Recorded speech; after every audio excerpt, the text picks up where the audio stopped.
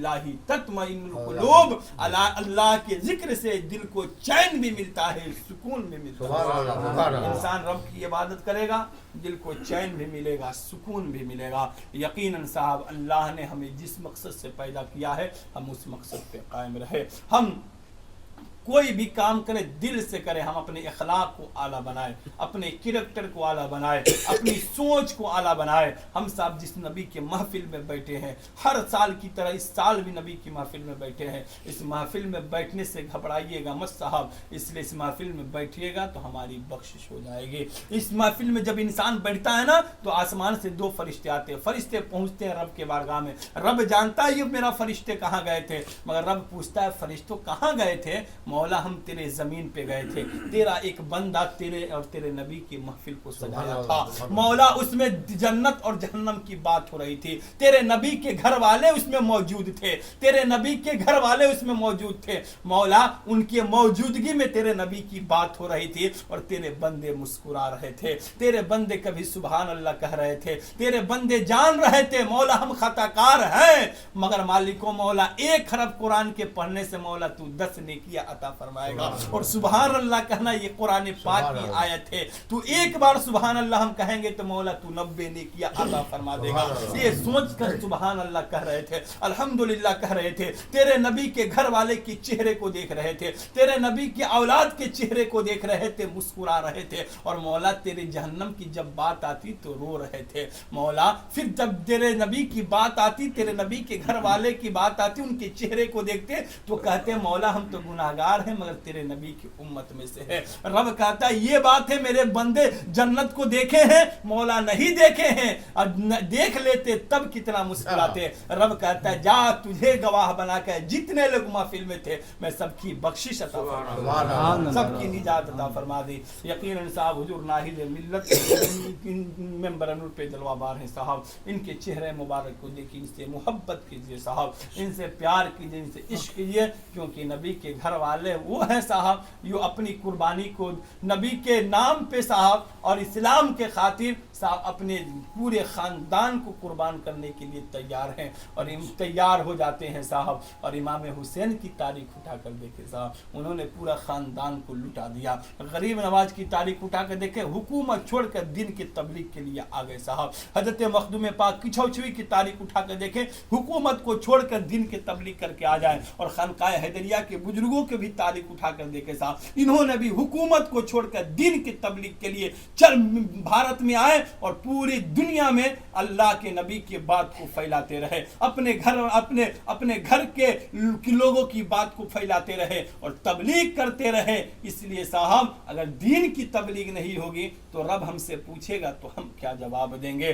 दुनिया कुछ भी करे, दुनिया अपने कामों में लगी हुई है, लोग अपने कामों में लगे हुए हैं, मगर हम तो ये बुजुर्ग समझते हैं कि हम तो नबी के घर वाले हैं, ये हमारे घर की बात है, हमारे घर की अपने घर के बाद अगर हम नहीं फैलाएंगे फिर दूसरा कैसे फैलाएगा। इसलिए साहब दिन की तबलीग के लिए अपने घर, अपने मकान, अपने बाल बच्चे को छोड़कर अल्लाह की रजा के लिए दिन की तबलीग के लिए हर मुरीदों की चौकट पे जाते हैं साहब। मैं देखता हूं तो कहता हूं हुजूर कितना आप सफर करते हैं, थकते नहीं है। अभी मक्का और मदीने से नबी के रोजे से आ रहे हैं साहब, आए हैं तो अब दिन के तबलीग में है साहब।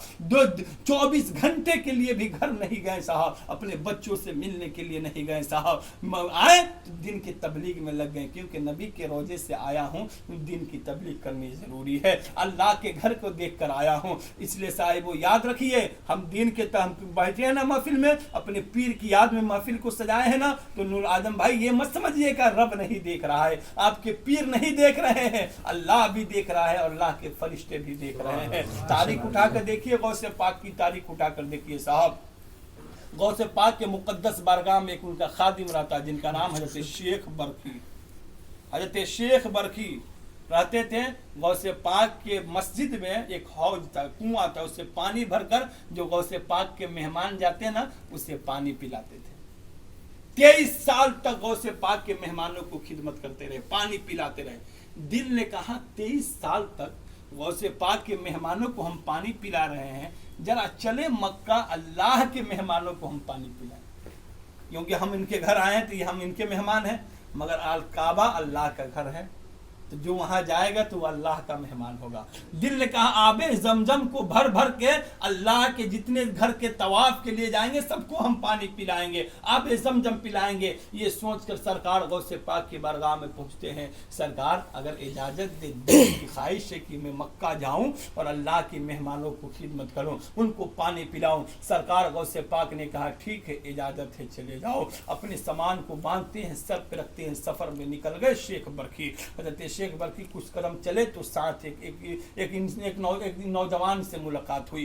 कहते हैं साहब आप कहाँ जा रहे हैं? कहा कि मैं मक्का जा रहा हूँ। कहा आप कहाँ जा रहे हैं? मैं भी मक्का जा रहा हूँ। दोनों मिल गए। कहा हम दोनों की सफर एक ही है, मंजिल एक ही है, हम साथ में चले, हम सफर भी हो गए, तबीयत भी लगेगी और सफर भी आसानी से कट जाएगा। हमारी अगर तबीयत बिगड़े तो आप साथ दीजिएगा, आपकी बिगड़े तो हम साथ देंगे, हमारे हम सफर हैं साहब। चलने लगे, शाम हो गई, बैठ गए। कहा मेरे साथी हजरत शेख बरकी कहते मेरे साथी आज यहीं बैठे, यहीं रहें, रब की इबादत करें और फिर कल फजर की नमाज पढ़कर निकल चलेंगे। ऐशा की नमाज पढ़ने के बाद हजरत शेख बरकी जो साथ रास्ते में मिले थे उनसे कहते हैं मेरे दोस्त, मेरे भाई, अगर बहुत जोरों की भूख लगी है कहीं से खाना मंगवाओ तो मेहरबानी होगी। इन्होंने कहा खाना?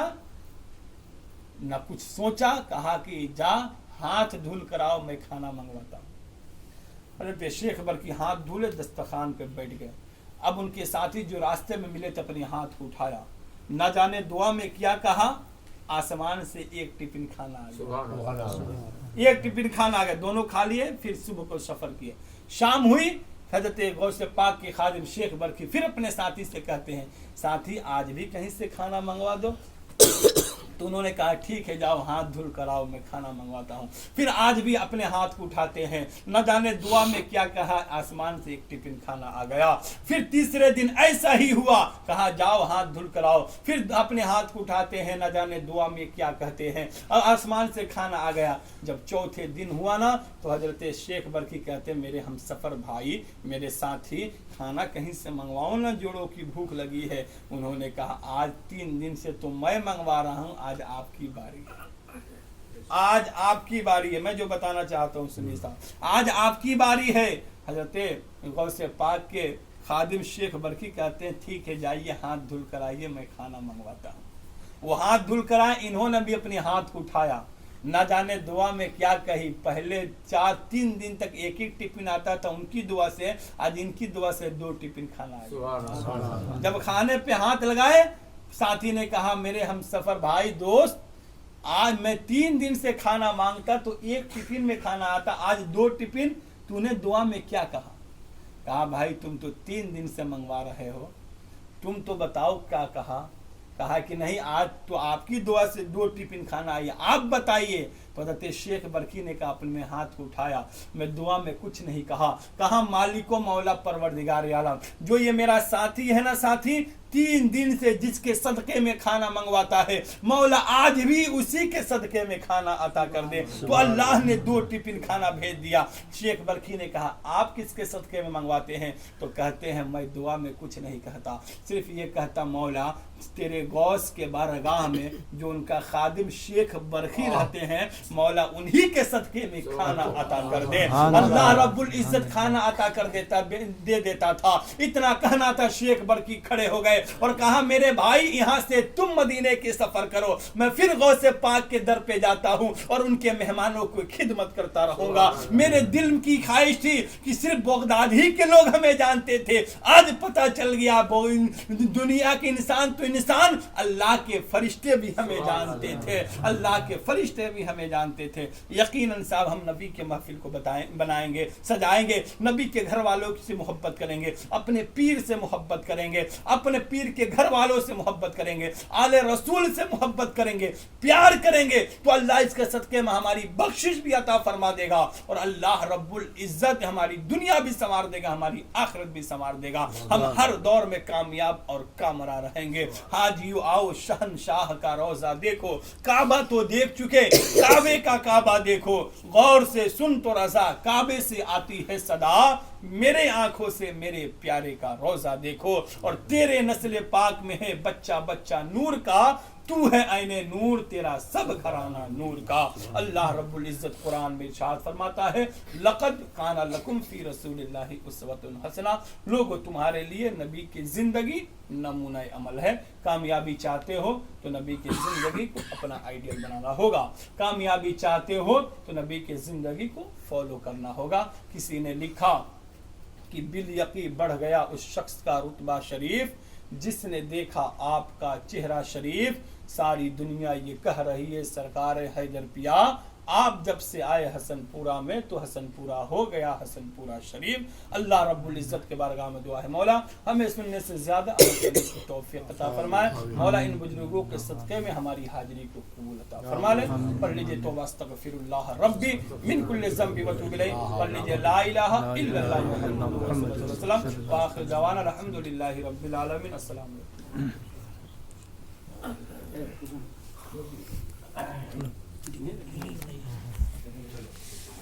نعرہ تکبیر، اللہ اکبر، نعرہ تکبیر، اللہ اکبر، نعرہ رسالت، یا رسول اللہ، نعرہ رسالت، یا رسول اللہ، حضور پیر طریقت زندہ باد، حضور پیر طریقت زندہ باد، حضور ناہید ملت زندہ باد، حضور ناہید ملت زندہ باد، نعرہ تکبیر، اللہ اکبر، نعرہ رسالت، یا رسول اللہ۔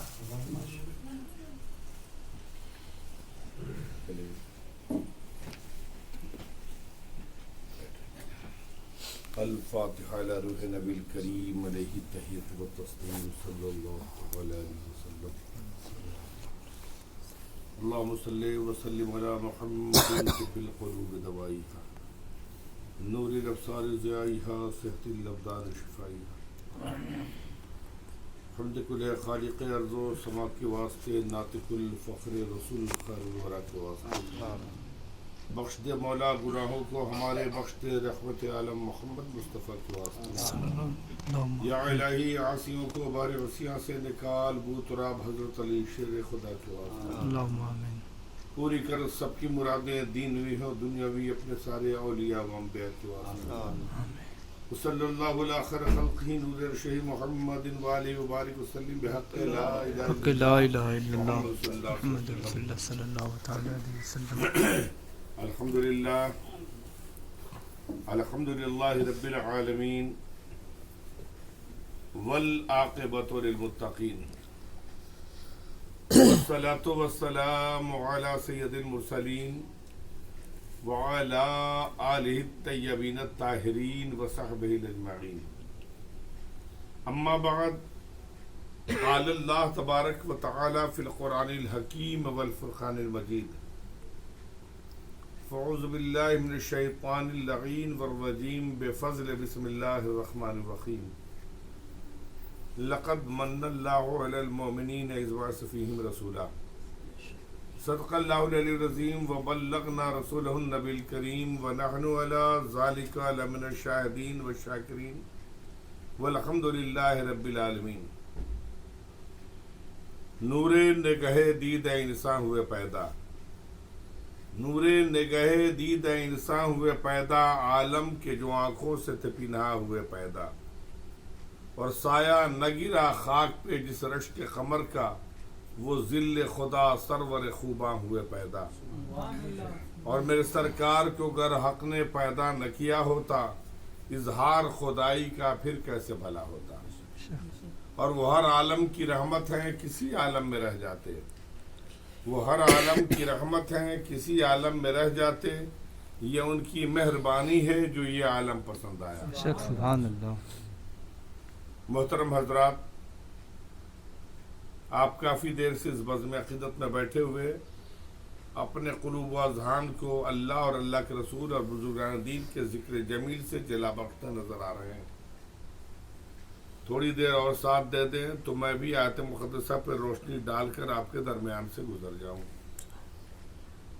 سابقہ روایت کے مطابق برادر طریقت جناب بھائی نور محمد صاحب نے اس بزم کا انعقاد کیا، اللہ اس کے بدلے میں اس کا بہترین بدلہ انہیں عنایت فرمائے، ان کے بچوں کو باروزگار کر دے، آمین اور آفات سماوی سے محفوظ و معمون.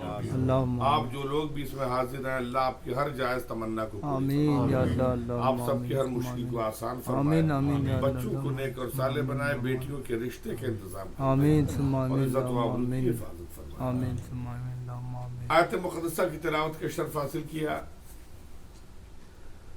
لقد من اللہ علی المؤمنین اذ بعث فیہم رسولا. اللہ کا فرمان ہے اس آیت مقدسہ میں اللہ تعالیٰ اپنے محبوب کی میلاد بیان کر رہا ہے, اپنے رسول کی میلاد بیان کر رہا ہے. اللہ نے فرمایا کہ ہم نے مومنین کی ذات پر احسان کیا کہ ان کے درمیان اپنے محبوب کو بھیج دیا, اس لیے کہ وہ تو ہر عالم کی رحمت ہے, کسی عالم میں رہ جاتے. وہ ہر عالم کی رحمت ہے, کسی عالم میں رہ جاتے. یہ ان کی مہربانی ہے جو یہ عالم پسند آیا. اللہ کے رسول صلی اللہ علیہ وسلم ایسے دور میں تشریف لا رہے ہیں کہ انسانیت نام کی چیز ہی نہیں تھی. انسان تھا لیکن انسان درندہ بن گیا تھا, انسان جانور بنا ہوا تھا. جس خطہ عرب میں اللہ کے رسول تشریف لاتے ہیں وہاں ہر طرف خون خرابہ ہو رہا تھا, بھائی بھائی کے خون کا پیاسا نظر آ رہا تھا. ظلم و ستم کی انتہا تو یہ تھی کہ باپ اپنے ہاتھوں سے اپنی بیٹیوں کو زندہ گاڑ دیا کرتے تھے, بھائی اپنی بہنوں کو زندہ دفن کر دیتے تھے. قبیلے کا سردار اپنے قبیلے کی بیٹیوں کو زندہ گاڑتا نظر آ رہا تھا. ہر طرف تاریکی تھی, اندھیرا تھا. جب ظلم و ستم حد سے بڑھا, تشریف محمد لے آئے, پتھر کو عطا کی گوئے آئی اشجار سے کلمے پڑھوائے. سبحان اللہ. ایسے دور میں اللہ کے رسول صلی اللہ علیہ وسلم تشریف لا رہے ہیں. حضور کی جلوہ گری ہوئی, پیارے مصطفیٰ صلی اللہ علیہ وسلم تشریف لائے. آقا نامدار صلی اللہ علیہ وسلم تشریف لا رہے ہیں. آقا نامدار صلی اللہ علیہ وسلم وہ اخلاق, وہ کردار, وہ کیریکٹر لوگوں کے سامنے پیش کیا کہ بیگانے بھی آپ سے محبت کرنے لگے. آج جو لوگ کہتے ہیں کہ اسلام تلوار کی زور سے پھیلا ہے, میں ان لوگوں کو بتانا چاہتا ہوں کہ میرے بھائیوں, اسلام تو وہ عظیم دھرم ہے, عظیم مذہب ہے, جس مذہب میں پانی جب زیادہ استعمال کیا جاتا تھا تو لوٹے کی جگہ پر بدھنے کا استعمال کیا گیا, ڈوٹی والا لوٹا, تاکہ پانی زیادہ گرے نہیں اگر ڈوٹی لگائے رہیں گے تو. تو جس دھرم میں پانی بیکار بہانے کی اجازت نہیں ہو, وہاں خون بہانے کی اجازت کون دے گا؟ بے شک بے شک. اللہ کے رسول صلی اللہ علیہ وسلم جب مدینہ مکہ میں آئے, تاریخ گواہ ہے, حضور صلی اللہ تعالی وسلم جب گھر سے حرم شریف کی طرف چلتے تھے نماز پڑھنے کے لیے, تو اللہ کے رسول کے راستے میں کانٹے بچھا دیا جاتا تھا. پیارے مصطفیٰ صلی اللہ علیہ وسلم کے جسم اطہر پہ کوڑے اور کرکٹ ڈالے جاتے تھے. آج بھی جبل ابو قبیس کے قریب وہ مکان گواہ ہے, آج بھی وہ کھڑکی کھلی ہوئی ہے جہاں سے وہ ضعیفہ آمنہ کے لال پر کوڑے کرکٹ پھینکا کرتی تھی. پیارے مصطفیٰ صلی اللہ علیہ وسلم وہاں بھی ناراض نہیں ہو رہے. آج تو تھوڑا سا پاور میں ہم آ جاتے, اقتدار میں آ جاتے, تھوڑے سے بلندی پر پہنچتے ہیں تو سب سے پہلے کھوج کر اپنے دشمنوں سے بدلا لیتے ہیں. لیکن اللہ کے رسول صلی اللہ علیہ وسلم وہ تو رحمت للعالمین ہے. اللہ کے رسول صلی اللہ علیہ وسلم کسی سے بدلا نہیں دیا ہے. دندان مبارک شہید کر دیا گیا, رخسار مبارک پر گہرے زخم آئے. صحابہ نے کہا اللہ کے رسول آپ ان کے لیے بد دعا کیوں نہیں کر دیتے؟ اللہ کے رسول صلی اللہ علیہ وسلم نے کہا صحابہ یہ جاہل ہے, گوار ہے, یہ مجھے پہچانتے نہیں ہیں, لہذا اگر وہ پہچانتے مجھے تو میرے ساتھ ایسا نہیں کرتے. اللہ کے رسول وہاں بھی ان کے لیے دعا کر رہے ہیں. ایک بار پیارے مصطفیٰ صلی اللہ علیہ وسلم خانہ کعبہ میں حالت نماز میں ہیں, عقبہ ابن معیط آتا ہے, گردن نوری میں چادر ڈال کر اتنے زور سے کھینچتا ہے پھندا بنا کر کہ اللہ کے رسول کی آنکھیں باہر آ گئیں. اتنے میں حضرت عمر آیا, حضرت عمر نے اس سے چادر کھینچی, جیسے چادر کھینچی اپنے تلوار کو بے نیام کیا کہ عقبہ ابن معیط کی گردن کو الگ جدا کر دے. اللہ کے رسول مسکرا دیتے ہیں, ارشاد فرماتے ہیں عمر رک جا, ٹھہر جا. اللہ کے رسول صلی اللہ علیہ وسلم مسکراتے دیکھتے ہیں تو حضرت عمر اپنی تلوار کو نیام کے اندر ڈال لیتے ہیں. اللہ کے رسول صلی اللہ علیہ وسلم نے فرمایا کہ عمر چونکہ یہ جاہل ہے, گنوار ہے, مجھے پہچانتا نہیں, اگر پہچانتا تو میرے ساتھ یہ سلوک ہے. پیارے مصطفیٰ صلی اللہ علیہ وسلم کے ظلم و ستم کا کون ایسا پہاڑ تھا جو میرے مصطفیٰ پر نہیں توڑا گیا؟ اگر اللہ کے رسول کا کوئی نام لے لیتا تھا تو اس کے آگ کے انگارے پر لٹایا جاتا تھا. پیارے مصطفیٰ صلی اللہ علیہ وسلم کا اگر کوئی کلمہ پڑھ لیتا تھا تو اسے سنگسار کر دیا جاتا تھا. پیارے مصطفیٰ صلی اللہ علیہ وسلم مکہ معظمہ میں جب مسجد حرم کی طرف چلتے تو ایک ضعیفہ تھی, بہت مشہور واقعہ ہے کہ اس ضعیفہ اللہ کے رسول کے جسم اطہر پر کوڑے اور کرکٹ ڈالا کرتی تھی. کئی دن گزر گیا, پیارے مصطفیٰ نے دیکھا کہ آج وہ ضعیفہ کئی دن سے نظر نہیں آ رہی. اللہ کے رسول نے صحابہ سے کہا, صحابہ ذرا پتہ تو لگاؤ وہ بیمار تو نہیں ہے, کہیں اس کے معالج کی ضرورت تو نہیں ہے, کہیں اس کو کسی سہارے کی ضرورت تو نہیں, چلو میں اس کی عیادت کو ہم چلتے ہیں. صحابہ نے کہا اللہ کے رسول یہ تو اللہ کا شکر ہے کہ اس سے نجات مل گئی, 2-3 دن سے وہاں پر کوڑے کرکٹ نہیں ڈال رہی ہے. کہا تم وہ دیکھ رہا, میں دیکھ رہا ہوں کہ اگر وہ بیمار ہوگی تو اس کی خدمت کرنے والا کوئی نہیں. ضرورت ہو تو میں اس کے کھانے کا انتظام کروں, ضرورت ہو تو میں اس کے دواؤں کا انتظام کروں, اس کے طبیب کا انتظام کروں. کیسے رحمت والے آقا ہے. آقا نامدار اس کے دروازے پر جاتے ہیں, دخل باب کیا, کنڈی کھٹکھٹائی, اندر سے آواز آتی ہے کہ کون؟ اللہ کے رسول صلی اللہ علیہ وسلم نے فرمایا محمد ابن عبداللہ.